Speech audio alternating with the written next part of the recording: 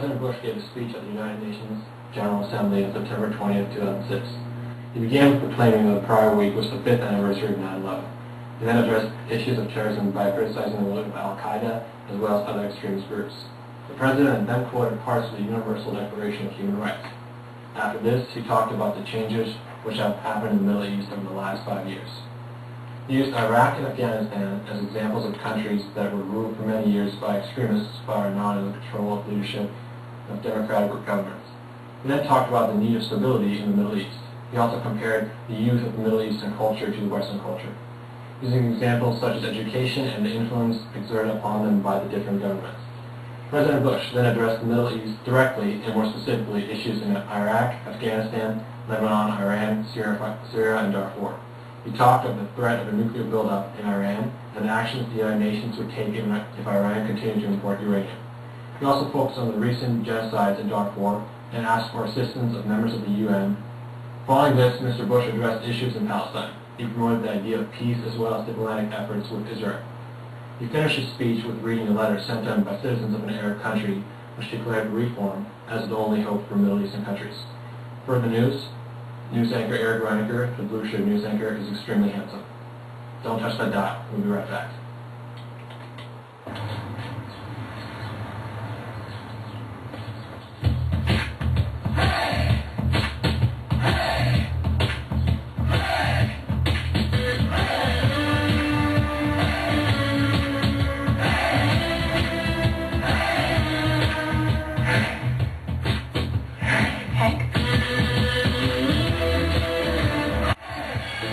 And some of them.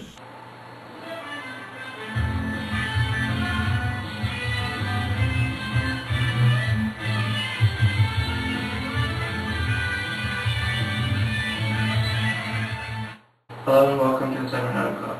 I'm Brandon Tony.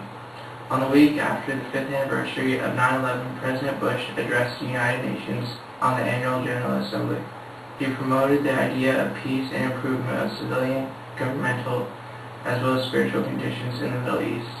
The President then gave examples of stability in the Middle East that did not come into effect until the involvement of the United States, such as the changes from the extremist government to democracy which has brought peace and security. The President also showed concern on the situations of youth's education and living conditions. The so-called criticism from President Bush to the leaders of Iran and Syria was blown out of perspective and shaped into a direct threat instead of a concern.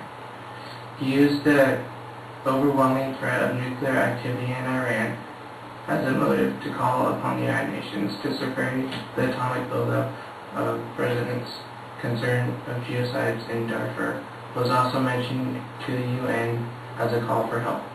The last major issue discussed by the President was the need for diplomatic interactions between Palestine and Israel.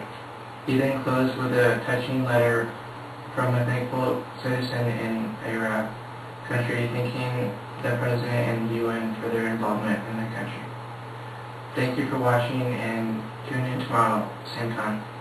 Night.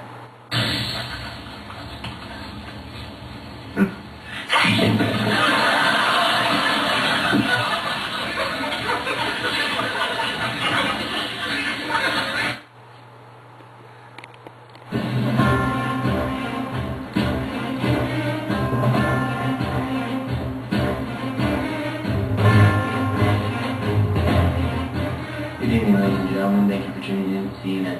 On September 20th, at the UN General Assembly, President Bush openly criticized Iran and Syria as obstacles in the peace reformation of the Middle East.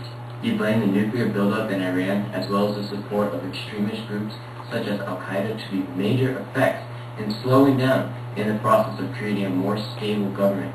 He justified his interference in the Middle East with the so-called stabilization of Middle Eastern government, as well as its economy, by United States involvement.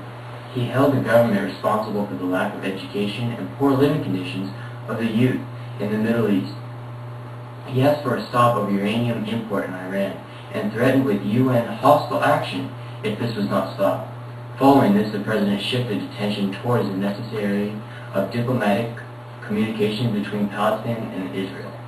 He then asked for assistance in the recent genocide in Darfur, as well as the UN involvement. He ended his speech with reading a letter from a desperate Arab citizen which declared peace as the only hope for the Middle East. We thank you for watching. Please stay tuned for your local web.